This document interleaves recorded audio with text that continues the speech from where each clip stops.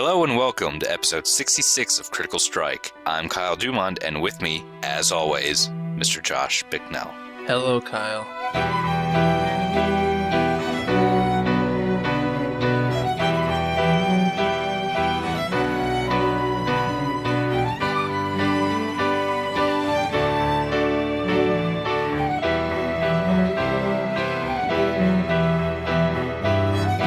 That was the most somber intro. It was very somber, because considering all that's happened, I was terribly ill. You got hit by a car. Yeah. Well, January doesn't seem to be a good month. Oh no, that happened in December? Yeah. Happened in December, I was going to say. All right. January and us, cars do not mix. Here's the story for the listeners who do not know. And we're going to be a little bit, I don't know, I just feel lax, or I'm feeling good, but... Is it the drugs? Yeah, a little bit. So we recorded that Cataclysm episode. We did. I think like the 12th. Around there, right after Cataclysm came out. Yeah, let me check the file to get a specific date. Well, I can just look at the, But, yeah, it was the 12th. So, we recorded the Cataclysm episode on the 12th, and, Okay. I never edited it. Because, one, I thought I was, hyper. And I don't like episodes where I feel like I'm hyper. Yeah, you were kind of all over the place. It was probably all that Cataclysm got you all hopped up. Yeah, and, so, when I finally got around to editing it, I didn't get enough time because I was going to go see a movie with my brother. We were going to go see Tron. Okay. We never made it to. Because on our way to go see the movie, we were in a car accident. We were hitting the side of the truck, which you've seen. You've seen that truck. Yeah, it was a good-looking truck. Your brother's pretty proud of it. Yeah. So you saw that truck, and it got hit in the side, which we ricocheted. Well, we were pushed by that guy who hit us in the side of the truck into a telephone pole. The telephone pole snapped in half. We ricocheted off of that and did like a 180 spin down into a ditch. And that kind of set the tone for my December. Yeah.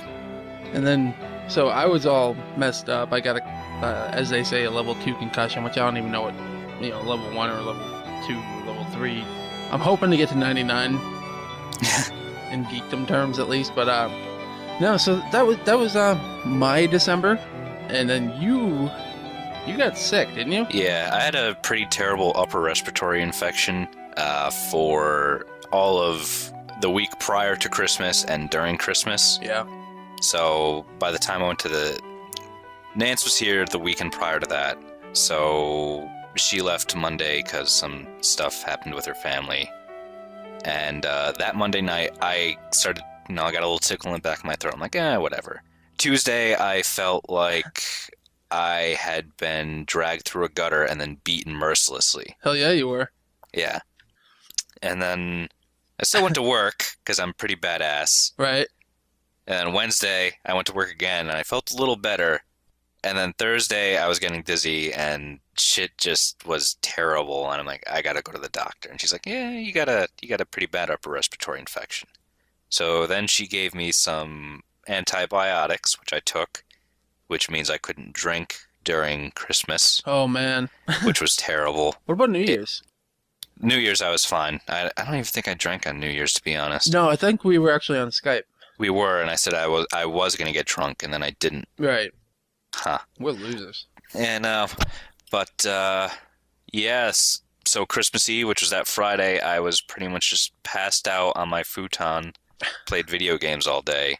And Christmas Day, I dragged myself downstairs to be with my family. And then that night, I left for Philly, and I was still feeling awful. And, yeah, just pretty bad. I still have a cough, but I don't feel miserable. Yeah, so basically in hindsight, here we are beaten, battered, and bruised. And December and Critical Strike do not get along. No. This was not a good December, other than Cataclysm. Yeah. But it didn't work out in our favor. And I mean, I'm constantly lightheaded and I get headaches and all that. And you still cough. But here we are. We're prevailing. We're doing a podcast. We're doing it for the peoples. We're actually, okay, look at this though. Okay, so even though I didn't edit the show right away, and we waited to release it after I hit my head, which made me release it, but We are now recording a show 2 weeks after the last release. You see what I did there? Yeah, that was pretty smart. So we're actually following our schedule. Yeah, for once. So suck that world. We did it. I defeated we're you. starting 2011 on a good foot. I had to practically kill myself to get us back on the schedule. Not that they really have anything to do with each other, but Yeah, no. it sounds good. It does. All right, so we're back. It's 2011. It is. I said it the right way. You did. The internets will not get mad at me. But the They will internets not. will now get mad at me for saying the internets. No, I think that's how they accept it now. The internets. Okay. So why don't you go first in this glorious new year of what you have been up to? I completed Alan Wake. Yeah, I saw that. I know. I beat a game in less than 2 months. You bull rushed that game, dude. Well, it had a few things going for it. One, I liked it. Two, it was kind of short. Yeah. I pretty much beat it in three sittings. Okay. Yeah. Took me about, I think, 4 hours a piece, so about 12 hours to beat that. It took me about 6 hours a Pete. Yeah, Pete. Whatever. Fuck you, Josh. But I do have some gripes. The ending is one of them. Big surprise. I know. Here comes 2011. Kyle Dumond has issues. Lay 'em upon us, sir. Tell us what's wrong with the game. Well, my issue is they ended it. It didn't really wrap up. What? My issue is I got just to the end ended of the game and then it ended. I mean, what? Yeah, it ended the game. But most games have kind of like a winding down period. This one ended with a bunch of different unresolved things, and it's clear that they left it open for the DLC. Yeah. Which I wasn't going to buy because it was a rented game, and it's insane. Did you ever get the feeling that it wasn't like finished and the DLC was supposed to be in the game or in the actual game? Not really. Not as I could tell. I mean, with the ending, yes, but it that's didn't what I'm saying. really... Like, if it ended in a kind of an abrupt manner, then they did it intentionally to do the DLC. It's not like they go, okay, we ran out of time. We got to chop this game here. Okay. Oh, it wrapped up, but it was just sudden. It was awkward. Yeah, it ended at an awkward point, and when the game stopped, there was one big resounding issue that wasn't resolved. Right. Other complaints that I had was the combat. It got really kind of repetitive. Yeah. But you could mix it up a lot, and I did sort of when pretty much if there's a big group of guys and you do all the crazy artsy dodges, you can drop things while you're doing that. So I just made it very picturesque the way I was playing it. So that kind of got me through the repetitive combat. Did it stick to the survival horror style throughout the whole game? Yes and no. Or did it become more of like an action adventure? Like, I consider Resident Evil more now of an action adventure, and Silent Hill is still, the. I would say it's a blend between the two, because you still had to do all the ammo conservation, which you kind of really didn't, because they threw ammo at you, and two, they took it away just as quickly. Yeah. Which irritated the fuck out of me. No, because I was hoarding all of my ammunition carefully. I was making all my shots count, which is what you're supposed to do in a survival horror game. And then 10 minutes later, like, oh, you dropped all your shit. I'm like, fuck. Oh, really? That's how they do it? Well, it's not, oh no, you dropped all your stuff. It's you're in a helicopter and it spun out of control and you crashed. And now you don't really have anything on you. Oh, man. And it did that a few times and that irritated me. Yeah, that would irritate me too. But I hate that shit. Story-wise, I don't really have any gripes. It explained itself pretty well, except for the ending. But I don't know. I would definitely recommend you try it. You give it a try. You might like it. You might not. Well, I just so happen to have it here, right next to me, wrapped up. Yeah. I'm definitely gonna give it. I want to give it a chance, but I think I lost my window of opportunity. Yeah, and one of the things that I absolutely love about the game, there's this radio guy who looks like one of my clients. Really? The resemblance is uncanny, and they sound exactly the same too. And I'm like, oh. Did you make out? No, he didn't. He's like a 70-year-old man. Did you grape him? No, I didn't grape him, and I didn't grape him in the mouth either. I didn't tie him to a radiator and grape him. Uh, I didn't grape his parents. all right, so that's Alan cool Wake, though. yeah, That's give cool. it a try. I liked it. The ending was disappointing, but I'm sure the DLC would fill in the gap. But I didn't give it a try. Yeah, see, since I actually own the game, I think if I enjoyed it, I probably would get the DLC because I have heard good things about it. But in your case, yeah, I mean, if you rent the game, the last thing I would do is put money into it at that point. Yeah, I'm not gonna drop $5 or $10 on something that I don't own. Unless you can get it like the game itself for like $15 and then turn around and get the DLC. Like if they release a deluxe edition that has everything, that would be pretty cool. Yeah, that would be pretty good. But even then, I probably still wouldn't consider purchasing it, considering I already beat it. Well, yeah. So And then I'd be paying $30 for DLC, and that's not too great. So congratulations on beating a game, sir. Yeah, thank you. You're the best. You're the best around. Nothing's ever gonna keep me down. Except for when I grape you. Please don't grape me. All right, so next up. Next up, for Christmas from my brother, I got Fable 3. Ugh, And that's not what it says on the list. I see what you did there. You turned it to Gable 3. Yeah, I did. Very clever, Josh. You're very clever. I turned Fable into Gable.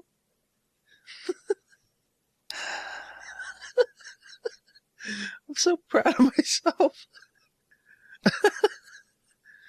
I hope you're happy, Josh. These are the little things that can make a concussed man happy. Yeah, Gable 3. All right, go ahead. Are you done? Are you done? Are you good? I'm pretty good. Okay. So, Fable 3, Fable 3, I got it for Christmas for my brother. And All right, go ahead. Jesus Christ, you've been laughing at that for 2 minutes now. Like the standard tradition, I only play Fable when I'm deathly ill, so that's what I did. And Really? yeah, the last time I got really sick, I played Fable 2, and I beat it, and then beat most of the DLC. I guess you would have to be pretty fucked up to play a Peter Molyneux game. Yeah, it's Fable 3. It's But, not really much to it. Everything I have heard of Fable 3 is it kind of went back to a lot of things from Fable 1. I don't know how true that. I never played Fable 1, but I just heard that it was more similar to that than 2 was. Not really. I think it's more similar to 2 than 1. Really? Yeah. You still have that stupid ass fucking dog. But do you feel emotionally attached to No, it? absolutely not. That dog's stupid. I hate it. And it's creepy that it keeps digging up condoms. I don't like that. Wait, what? It does it more in this one? It continues the trend of digging up a condom. How many more I don't condoms like are there in the earth? I know. And it's really creepy that the dog has a keen nose for condoms. I don't know what that dog is trying to tell me. I have to say, I don't like it. How would you like to be the person? Oh, dude, I want to put a job listing up to be the person to train a dog to be able to detect condoms. And who keeps burying these condoms? Me. I mean, it's not like it's left on the ground. You're clearly digging into the earth to get this thing. Yeah. But I hate that damn dog. The decisions that they give you are not black and white, but it's not gray either. Good job, sir. You picked up on another Peter Molyneux game. You see what I did there? Yeah, nice. So, like in the first 5 minutes, like, oh, you could save these villagers, or you could save your girlfriend, and whoever you don't save dies. Girlfriend. Actually, I killed her. Girlfriend. Because she was like, kill me, do it, you can't let them kill the villagers. I'm like, whatever. There should be an option to walk away. Yeah, that's what I was saying. There's another option in there that you're not letting me use. Yeah, there should be save the villagers, save your girlfriend, or walk away, or become the goddamn Batman and save everybody, and Well, fuck the enemy up the ass. at that time, the enemy was your brother, so you couldn't really do anything. Actually, that brings it up. My biggest effing gripe with this damn game Okay. is it's supposed to take place 50 years after Fable 2. I thought it was 100. It said 50 or so. Okay. And your character in Fable 2 fathered these two kids, who are now, one is the king and one is the prince. All right. My character in Fable didn't have children. Maybe he didn't in the time that you were playing as him, but maybe as when you turned the game off, he in the save file just ended up fucking everybody, Yeah. and like that's why you ran out of hard drive space because there were so many more kids. Yeah, I guess. I'm just trying to make reason. But another thing that I've got a problem with is they completely pretty much did away with a menu system. So every time you want to equip something, you have to teleport back to your secret base and go to a mannequin and select your clothes, Huh. which is really fucking irritating. You probably have load time and Yeah, I mean it's a 15-second load time to get in there. It's a 15-second load time out. you timed this? I'm just saying it felt like 15 seconds. Okay. I could go time it if you want me to, No, and I could give you no. an exact time. No. But it's just kind of bland. Let me ask you a question. So, like, Yeah. magic in Fable 2, the only time, well, one thing I hate is the control scheme seemed to be different than most other games. So, like, in most games, your B button on the Xbox, the red one, is kind of like the close or cancel option, Yeah. right? So, but in Fable 2, that was actually magic. Yep. So, like, I would be sitting there in the middle of town, and I would go to close something, hit the wrong button, but then kill everybody with my magic, and I would get negative impacts for that. Is that still like that? It is if you turn off the safety feature. Oh, there's a safety feature now. Yeah. Like your magic can affect the villagers or it won't. It'll scare the shit out of them, but it won't kill them.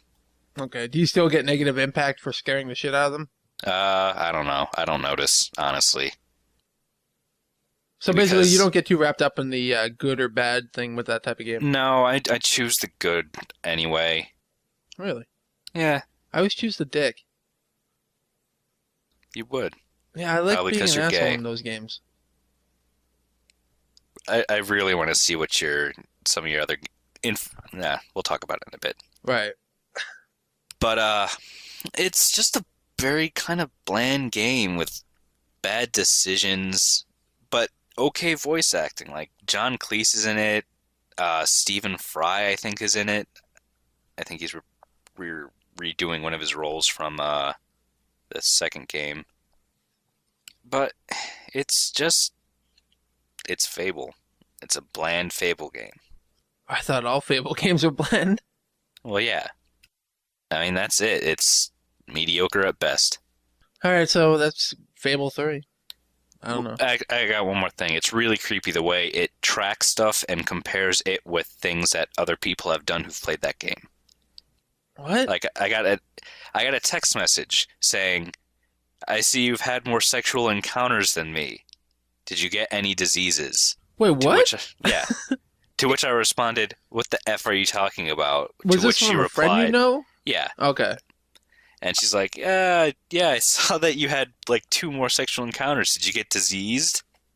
I'm like, no, but it's really creepy that you brought that up. That's one thing that I don't like is how everything in this generation is so public for gaming. Like, haven't you just ever wanted to disconnect?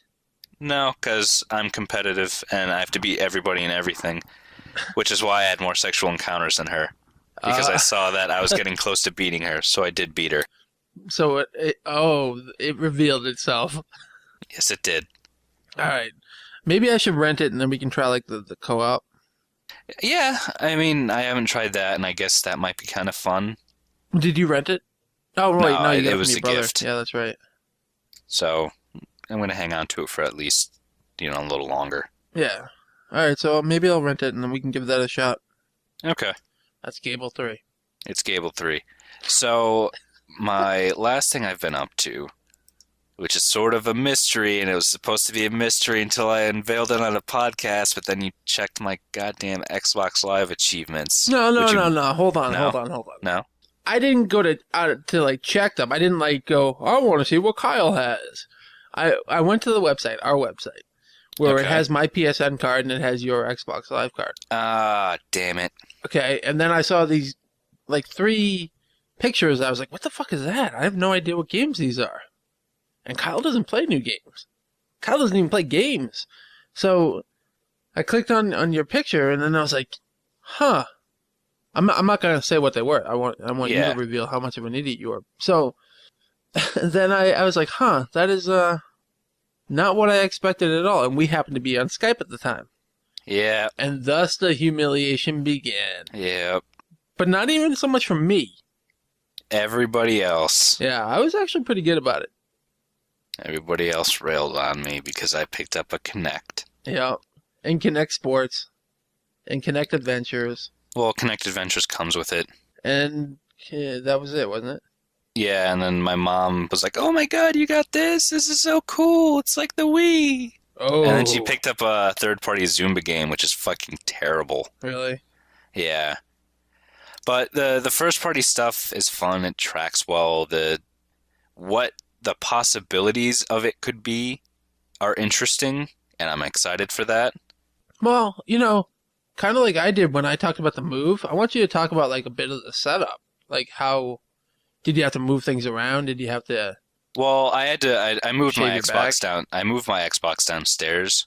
One because it was during Christmas and I set up Rock Band, and if people wanted to play, they could, which they did. Mm-hmm. Two is I don't really have that much room in my room Right. for the Kinect. That's what I was expecting, And 3, it's a party game, and everybody's interested in it, like they were with Rock Band. So, I mean, they're playing it downstairs right now, stomping around, and I could hear them. You know how much of a dick I was when I got my Wii? Like What? in 2006 when the Wii first came out and I got mine, and the whole family wanted to gather and play it because it was right Yeah. around the holidays. I took it up in my room and I played up there while they were down there. That is a dick move. We're two very different people, Josh. Yeah, nobody plays my consoles. Nobody. But I lost my that's all train you of got? No, I lost my train of thought. In terms of setup, I mean, I just stuck it underneath my screen, turned on a light, it tracked me. You do like a little calibration thing for 5 minutes, and then that was it. And every time I look at it now, it recognizes me. Yeah, I heard that's really cool though. Like as soon as you come into its picture, it's like, "What's up, Kyle? How you doing, buddy?" Yep. Yeah, that is a really cool feature. I like that. The creepiest part is it checks you out first. Like it looks up and it looks down, and then it focuses on like a middle ground. Oh, sir, and you then do it not know what the connector is doing. Actually, what it's doing is it's scanning how low the floor is and then Yeah. the ceiling. But you can think that's checking you out because you're some kind of special person. Well, No, it's all right too. It's all about you. No, it's like It's all about you, buddy. It is. It's just checking me out. It's like, hey, what's going on? What you wearing? Yeah, Looks nice. Turn around. Let me So- see your butt. I'm like, I don't know, Kinect. you want to go out You're later? kind of creeping me out. I'm just gonna randomly take pictures of you while you're playing your games. Yeah, I wouldn't like that at all. That when that first happened, that was really freaking creepy. I don't like that. You get used to it, and No. sometimes it'll highlight some funny moments, but for Kinect Adventures, it just adds a shitty subtitle to whatever you were doing in the picture. Nah, see what I would do is if it went to go because it pops up a little icon if it's going to take a picture, right? Like a camera will literally like fly out of the screen and like flash and then fly away. Okay, so what I would do is when I see that coming, I would just run out of the way. Well, it does it quickly. It's like it happens within like a second and a half. So if you're in the midst of like jumping in the air, you can't really do anything. Oh yes, I can. I'd fly away. Yeah, just like that Yeah, I'd just fly away. with your magical powers. Yep. But my family's really enjoying it, except for the Zumba, which my mom got really frustrated with because third party can't figure out how to like they don't know how to use it yet. I mean, it's just like with the DS and with the Wii. Yeah. Okay. So I don't know. It's third-party stuff's gonna have really shitty tracking. They're not gonna know how to use anything. So Well, it's going to end up being kind of a shovelware platform in a way. yeah, it is. Because what can you really do with it in terms of like games that like you and I would really love? I would, the sword fighting, yeah, I could see that. And Well, I could see it in like if you could use it like a mouse, like with the gestures. So maybe an RTS. maybe, you just circle your hand to select a bunch of units. And yeah, I mean, there's a few things I can see with it, but I think overall, in terms of games that I would enjoy, it's not there. But we'll see Yeah. what they come up with this year, too. I mean, this is supposed to be a big year for Kinect. And yeah, I mean that's one of the reasons why I got it at the time that I did. Yeah. Have you, because I know there's one game that you want.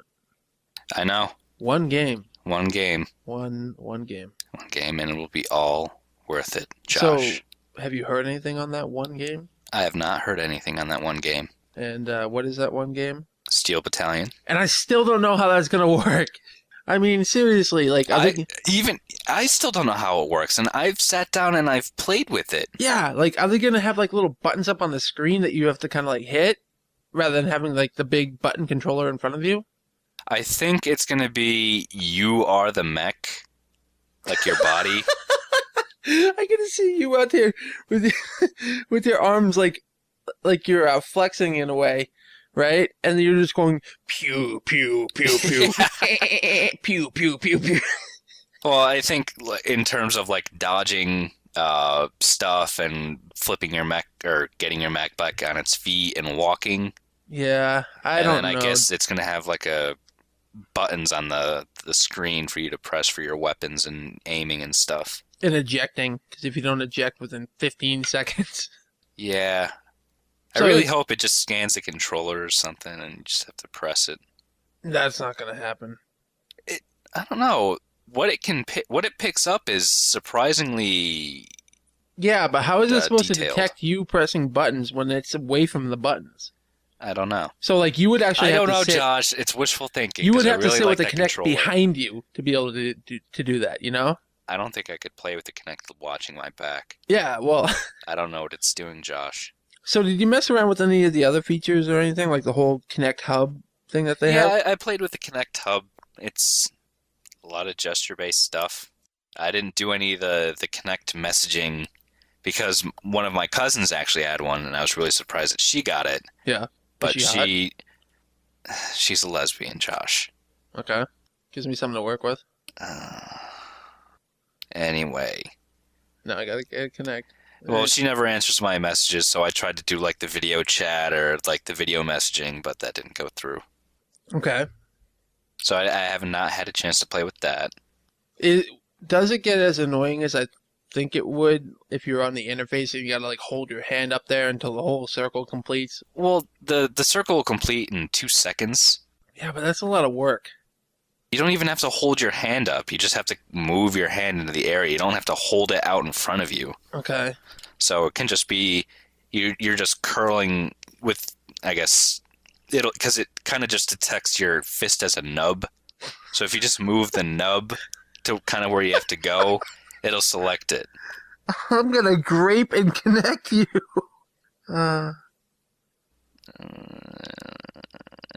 All right, so now that you actually have the Kinect, so just like how I had when I got the Move, Uh-huh.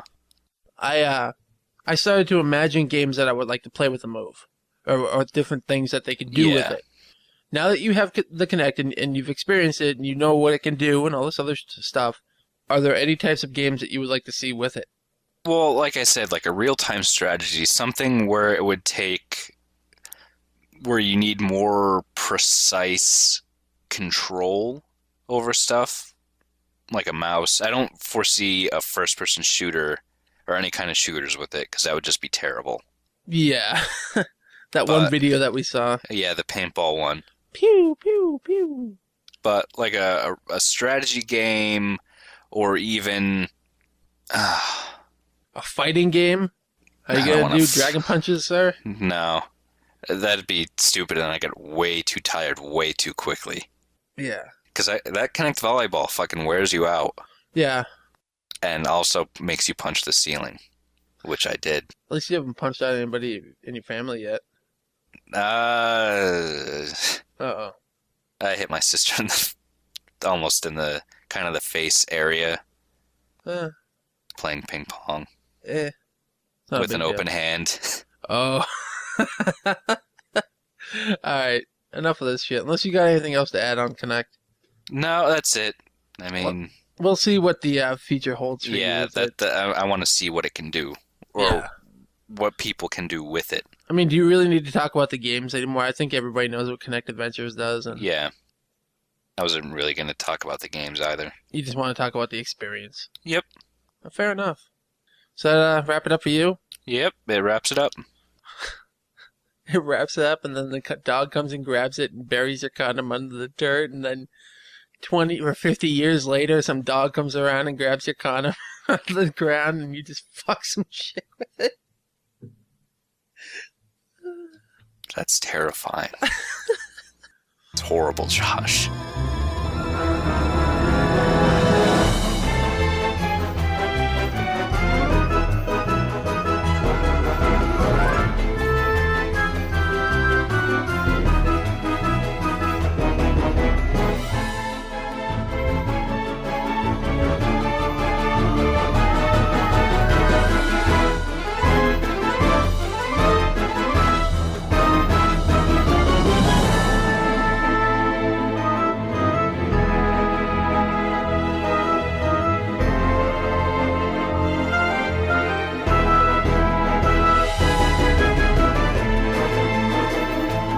Well, sir, I've been playing a few video games, as they would say. I've noticed. One of them has gotten me a lot of shit from the people that we know.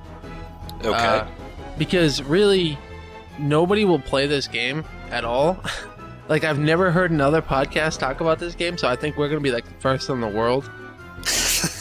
We're trendsetters once again Yep. here at Critical Strike. So, I've been playing some Splatterhouse on the PS3. So what is Splatterhouse? Have you ever played Splatterhouse on, say, the No. TurboGrafx, the arcade, or... No. Okay. The Genesis. That's why I asked what the hell Splatterhouse was. Splatterhouse is kind of an it's a very over the top game where oh my god, I am about to be crucified by a bunch of people because I want to talk about the lore of Splatterhouse.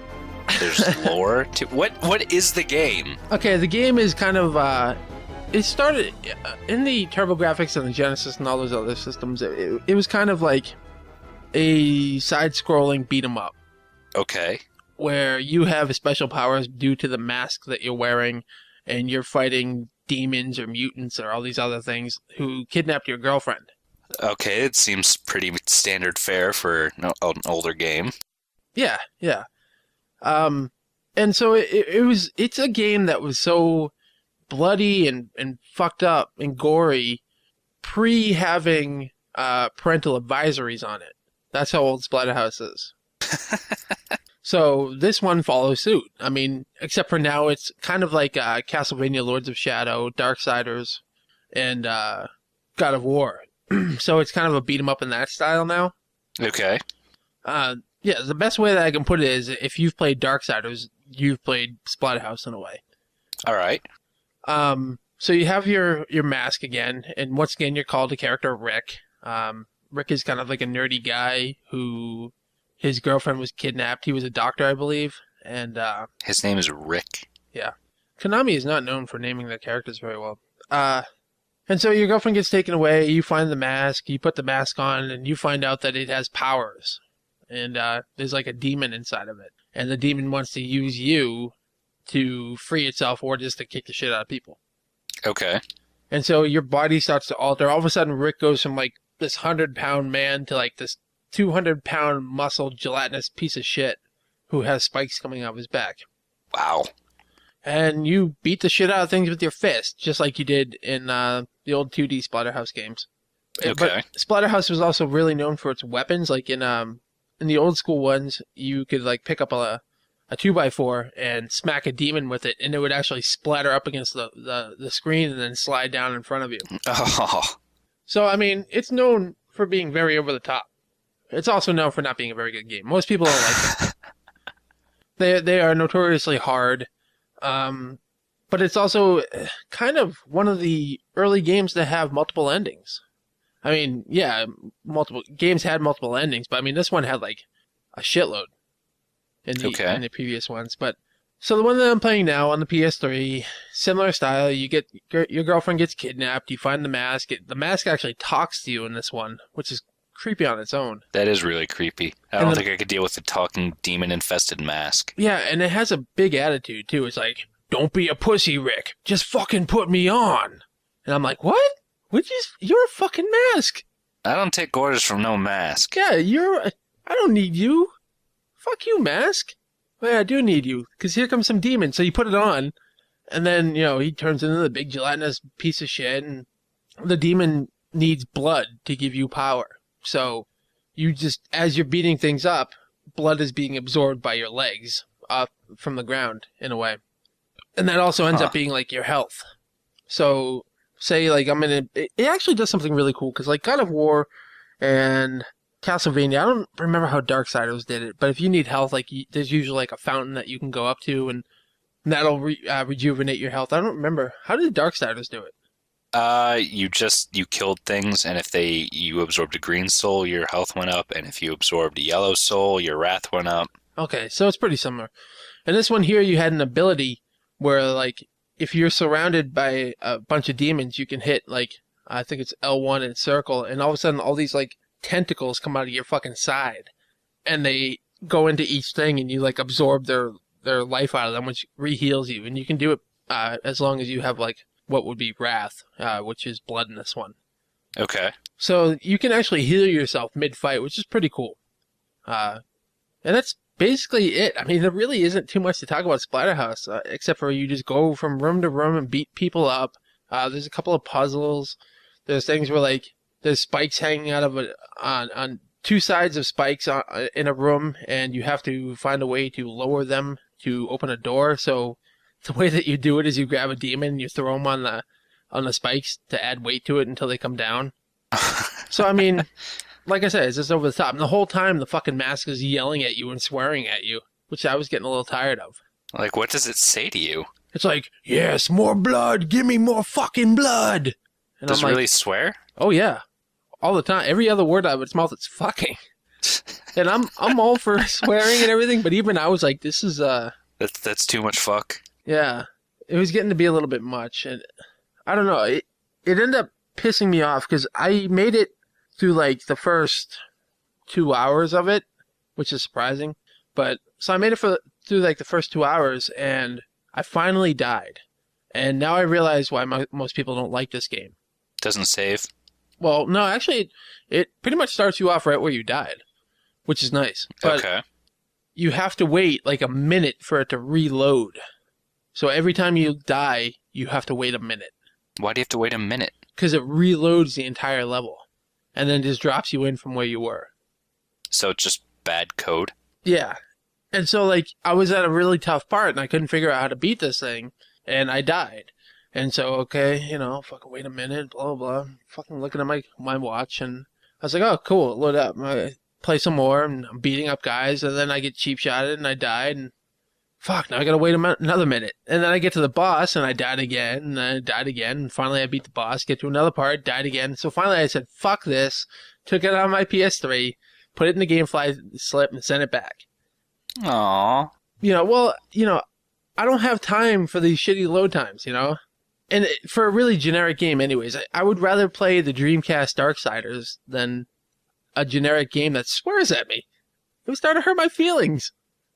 Darksiders isn't terrible. It's pretty fun. No, it's terrible. You're terrible. There's one thing that I did really like about Splatterhouse, though. What? As you're taking damage and, like, getting beaten up by, like, I would say 10 demons at a time, chunks of your body will start to come off. So, like, I got hit in the ribs, and all of a sudden, like, there was this huge blast of blood, and now my rib cage is exposed.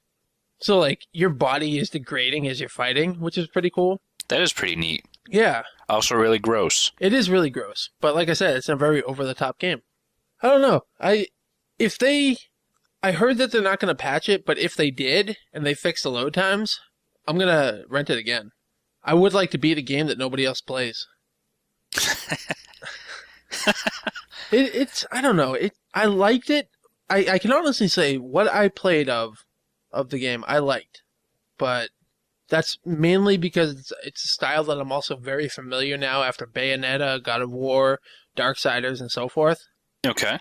So it's basically those types of games with mixed in with over-the-top Splatterhouse bullshit. So it's decent at best.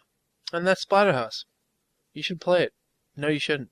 No, I don't feel like playing it. I can see you're sitting down there. Your mom's like, hey, I want to play some Kinect. And all she hears is, come on, Rick, get me more fucking blood. Well, it's for the PS3, right? No, it's on 360 too. I'd probably play that on the PS3. It's because it swears and I want to have that upstairs. Yeah. All right, so that's Splatterhouse. I don't know. I took so much shit for that. I don't know. There's worse games out there. I mean, I could have played Halo Reach again. Tell all. Ooh. Anyway, so other than that, I have a game share with a bunch of fine folks on the PS3. Okay. And I picked up I picked up Splatterhouse. No, you picked up Splatterhouse again. Yeah, I picked up Spelunker HD, and Spelunker is a very old school game, which has the kind of HD remix style that Capcom does. Except for Spelunker is not by Capcom; it's by IREM, who made one of my other favorite all-time NES games, Metal Storm. So that's a pretty cool note for some people. But anyway, Spelunker, it was on the arcade, it was on the Commodore, it was on the NES, it was on everything. It is kind of the type of game where you're going down into a cave or a temple or whatever, and as a spelunker. Yeah, and you go down and you're trying to find treasures and all that other stuff, but it is a very hard game. And by hard, I mean... How is spelunking hard? Well, hold on now. It is so hard that it does not give you any room to do anything. So, say I'm climbing down a ladder, right? And I don't come down and put my foot on what I'm going to be jumping off of right at the right angle, you die. It is brutally difficult. Oh, it is brutally difficult. And so it's a game I would never, ever play. No, you would never, ever play this. You would never play it. And the old school one was just the same way. If you jump over something, but you just happen to clip your foot on an edge a little bit, you're dead. It is a very unforgiving game. Huh. But I love it. I absolutely love it. So while you're sitting down there and you're adventuring and you're finding treasures and all this other happy stuff, there's certain enemies that you have to watch out for, obviously, like snakes, because, they live in caves. And there's bats that poop. They do poop. And so, like, you have to wait for them to stop pooping so you can run across. Or wait, how is it, like poison poop? Anything that touches you kills you immediately. You don't have any health. That doesn't make sense. Everything kills you. Like I said, it is a very unforgiving game. It's a game of skill and wonder.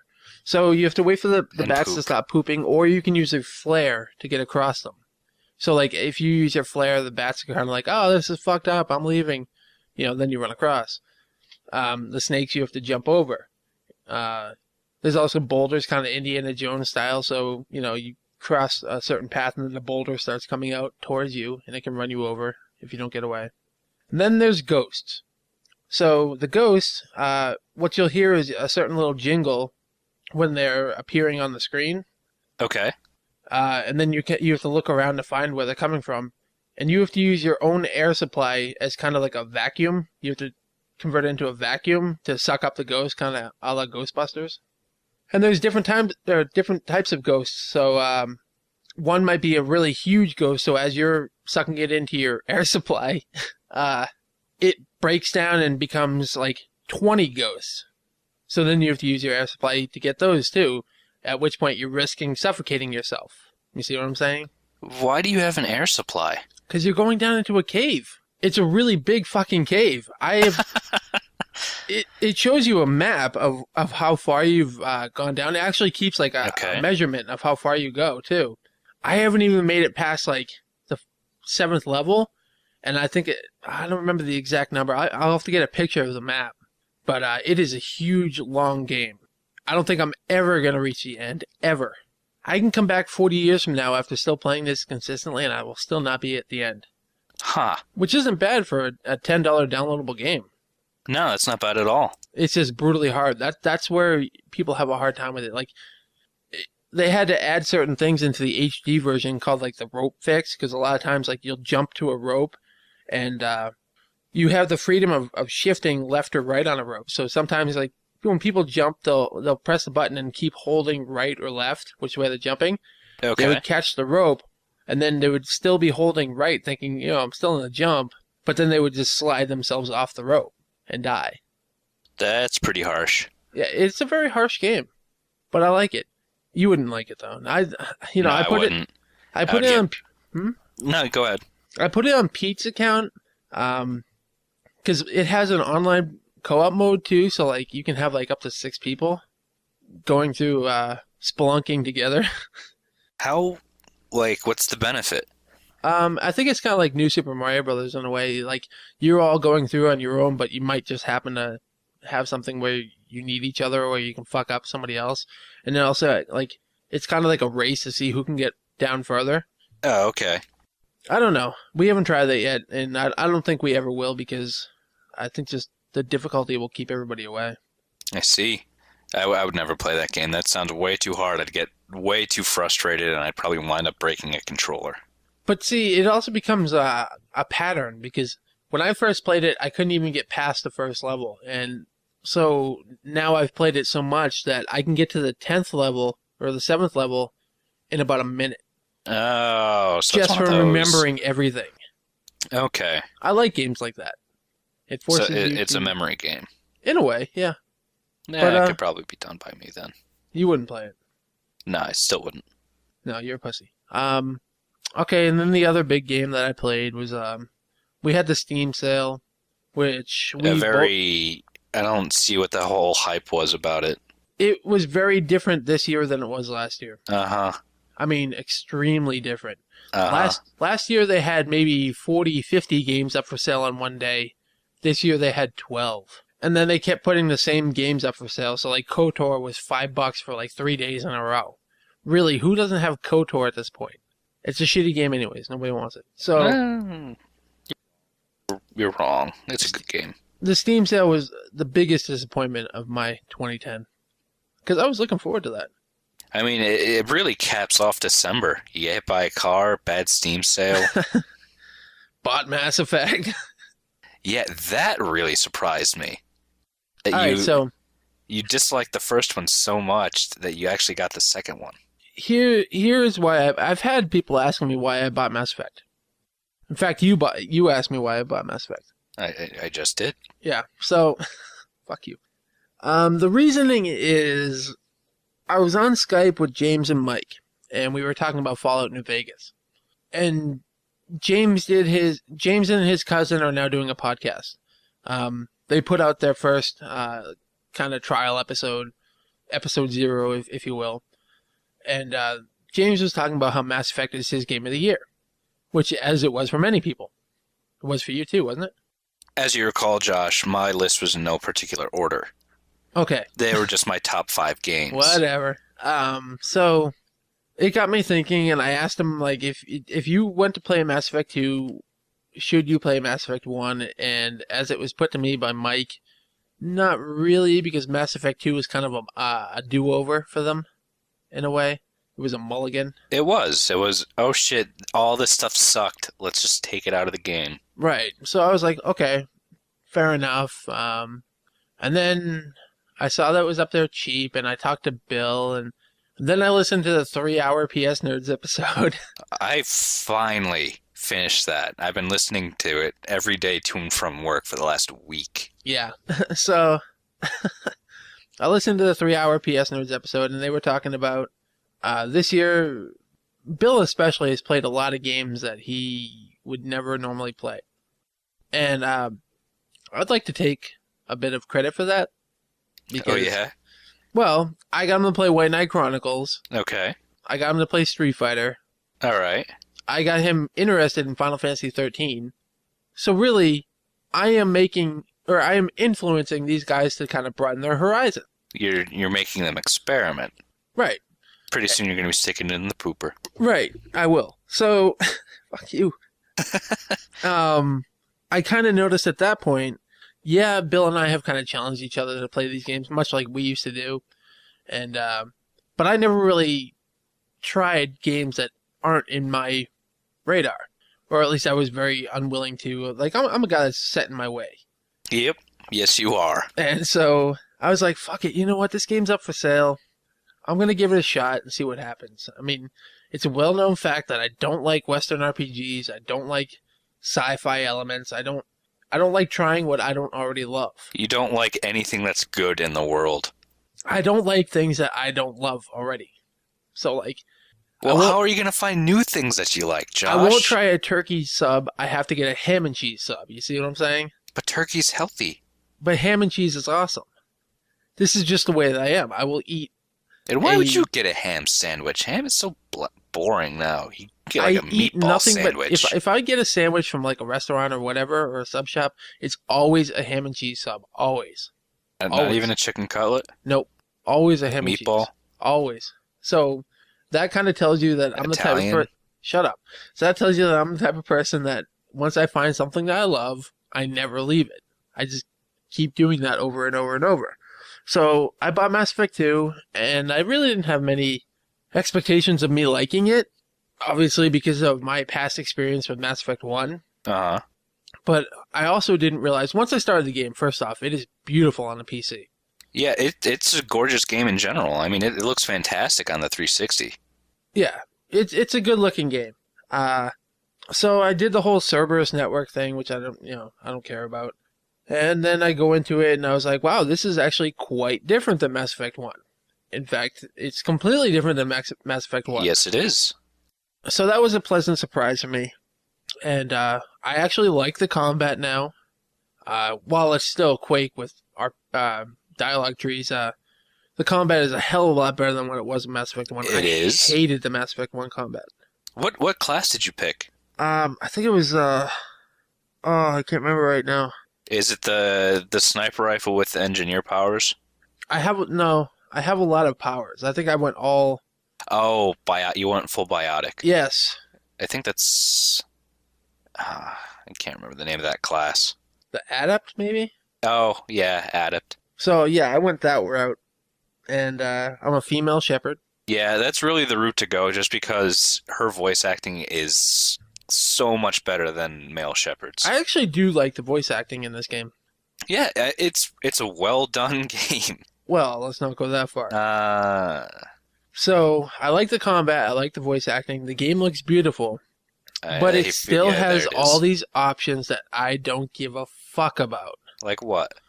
You know, it'll be, hey, Joker, come with me, or stay here and protect the Normandy, or blah, blah, blah, and I'm like, fuck you, I'm going on my own. So, I just don't like having all these options. I want the game to play out for me, you know?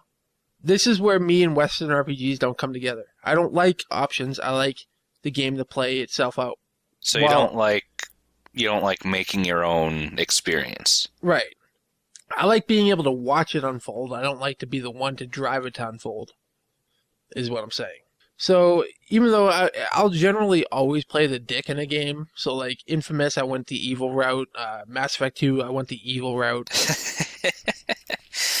And so you've been shooting a lot of people, or pushing them, or headbutting them. Yes. That was the fucking best when you headbutted that asshole. You know, I actually really do like that, how it does that. Like, you'll be talking to a person, and then it'll say, like, well, I don't know how it is on the Xbox, but here it shows, like, your left button is the good route, and then your right button is the evil route. It's probably it does triggers. That with the triggers. Yeah. I actually really like that. But and you have the option of doing it, which is, I think, what's clearly it's a really good decision. Yep, I agree. Yeah, there's been a couple where it's like, I really don't know what I should do here, and I just let it go, and it progressed.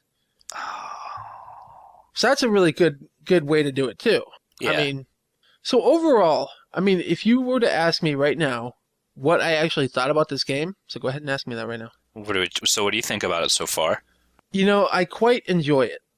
Do I think I'm going to finish it? No. Oh, why not?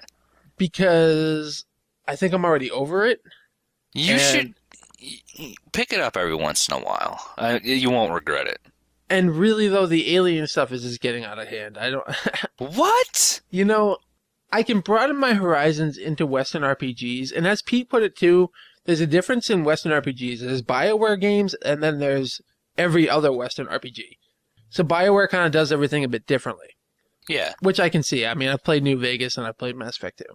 So he's right in that fact. But really, like, everybody who's always told me Western RPGs are so great because they're so open. You can do anything you want. You can go anywhere you want. Right? Uh-huh. Well, for the most part. In Mass Effect, what I've come to find out is you're going from room to room in very linear kill boxes. Right? That isn't entirely... The combat isn't what you can do whatever you want. You change the game through how you act and react in conversation and what you choose to do. Being led through the kill boxes is a subsequent, what's the word? Result, or consequence, that's the word, is a consequence of what you choose to do in the conversation or how you act. Right, but, well, I'm not even talking about, like, conversations and all that stuff. So but what I'm saying is that the kill box thing is a result of that.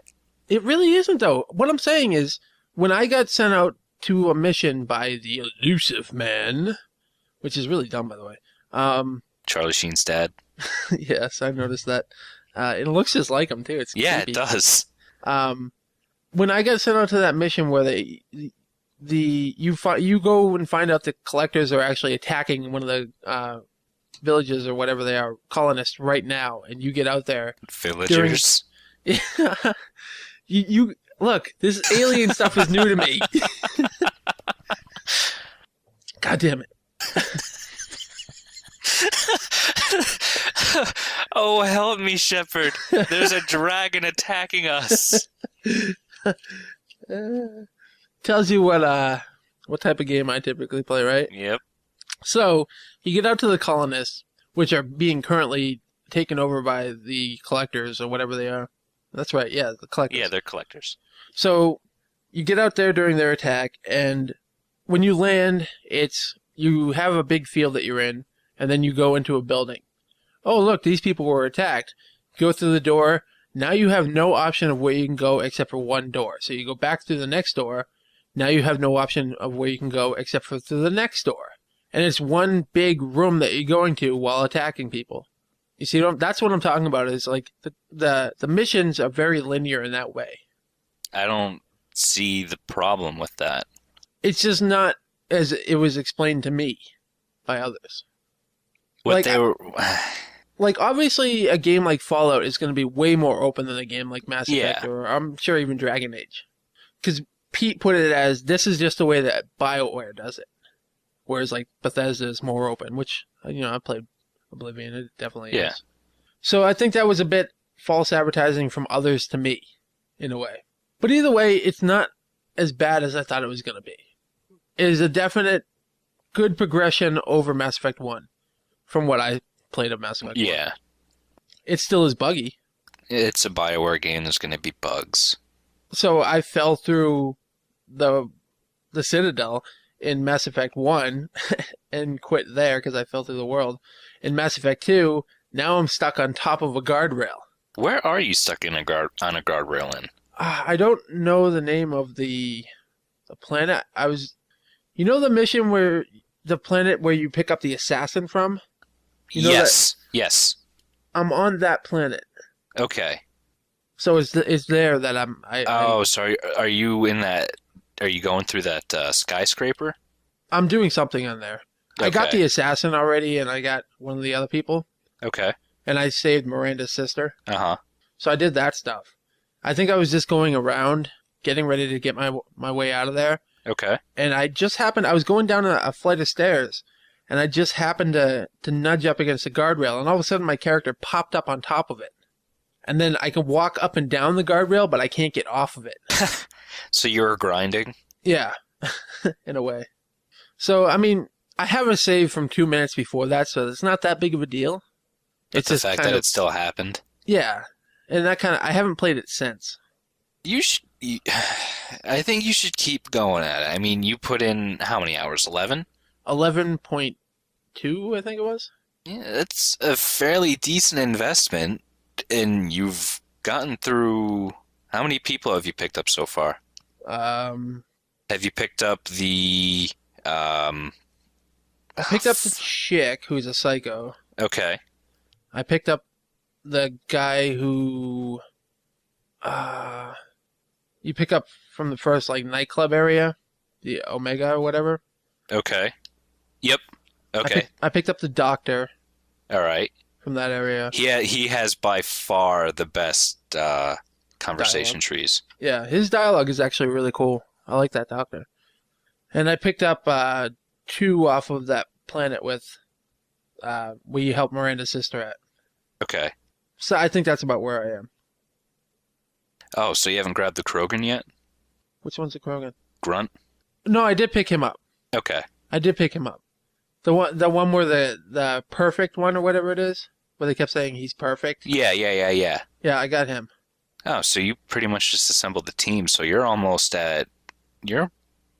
almost halfway through the game.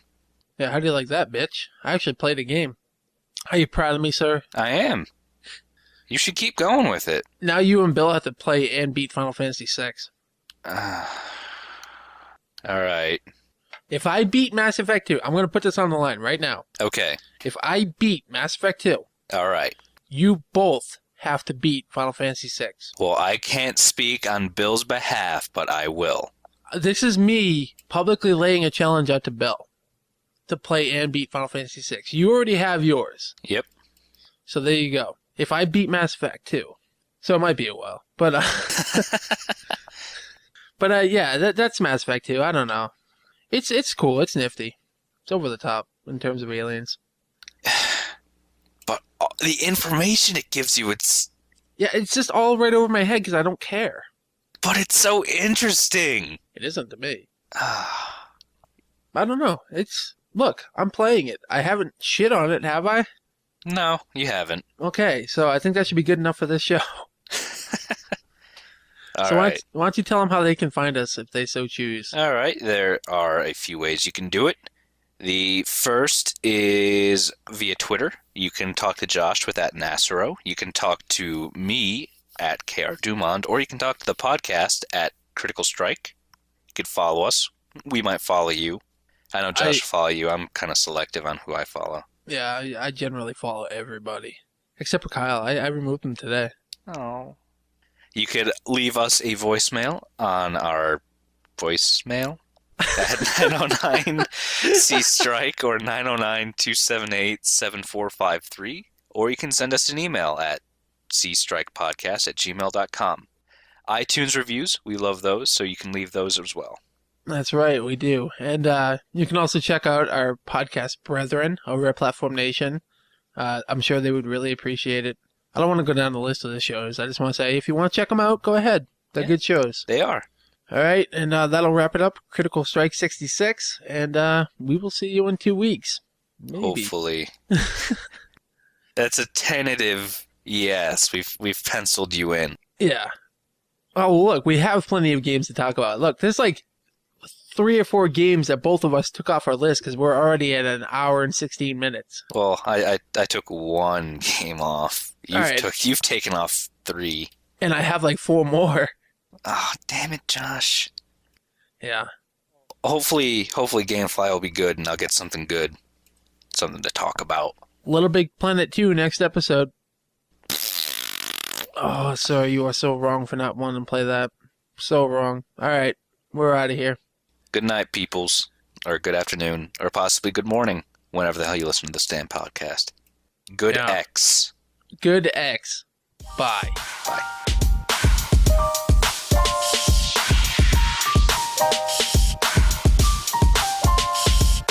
Critical strike. Critical strike.